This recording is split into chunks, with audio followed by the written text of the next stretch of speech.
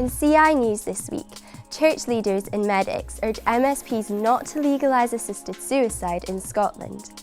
Global Anglicans create an alternative authority to Canterbury, and passionate advocate for the unborn, Professor Jack Scarisbrick, dies aged 97.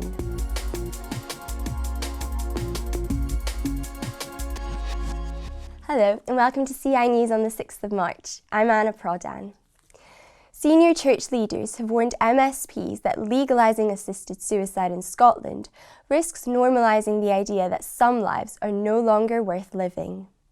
In an open letter signed by representatives from the Free Church of Scotland, the Roman Catholic Church and the Salvation Army, among others, the leaders urged politicians to reject Liam MacArthur's bill. While we understand the deeply felt desire to relieve suffering, they wrote, permitting doctors to assist in ending life undermines human dignity. In a separate letter to MSPs, a group of medical professionals shared its serious concern about the proposals. Dr. Jonathan Blackwell explained that it is not a theoretical debate for medics, as it concerns the safety of real patients. In the professional judgment of all 188 medics who signed the letter, he explained the bill as it stands does not contain sufficiently robust safeguards to protect patients from coercion, untreated mental illness, or unmet social and palliative care needs. The Global Fellowship of Confessing Anglicans has created an alternative authority to the Archbishop of Canterbury. Following a meeting of the movement's senior leaders in the Nigerian capital of Abuja, General Secretary Reverend Paul Donison announced new structures to meet the needs of Anglicans around the world. The newly created Global Anglican Council, which will include bishops, clergy and lay members, each with full voting privileges, is to be chaired by the Primate of Rwanda, Archbishop Laurent Mbanda. Ahead of the gathering, Reverend Donison described it as a moment to gather together under the Word of God, to prayerfully discern what the Lord's future for us looks like as we reorder our beloved communion. Last year, the movement rejected Sarah Mullally's leadership over her unbiblical and revisionist teachings regarding marriage and sexual morality. A Christian teacher in the US has been awarded $650,000 after he was forced to resign for refusing to use the preferred names and pronouns of gender-confused pupils.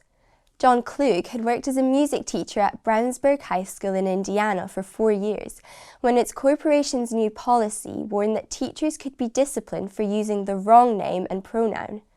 He was initially allowed to use pupils' surnames, but this accommodation was reversed, leading to his resignation in 2018.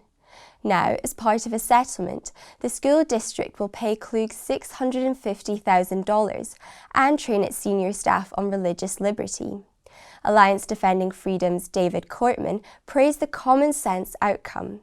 We hope the settlement shows teachers that they do not have to bow the knee to ideological mandates that violate their religious beliefs, and schools should learn that refusing to accommodate religious employees can be illegal and expensive.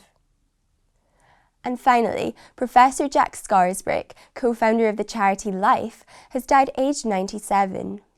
In the wake of the 1967 Abortion Act, Jack and his wife Nuala, galvanised by their belief in the sanctity of life, set about providing positive alternatives to abortion. Professor Scarisbrick once observed that it is now an unassailable fact that human life begins at conception.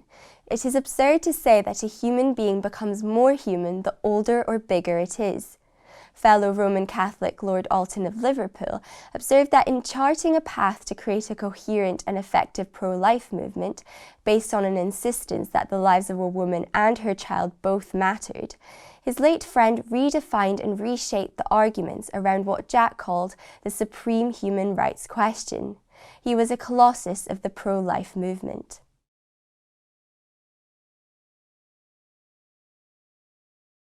To explore these stories and much more, visit our website christian.org.uk and be sure to subscribe and follow us across our social media channels. Thank you for watching. Have a blessed weekend.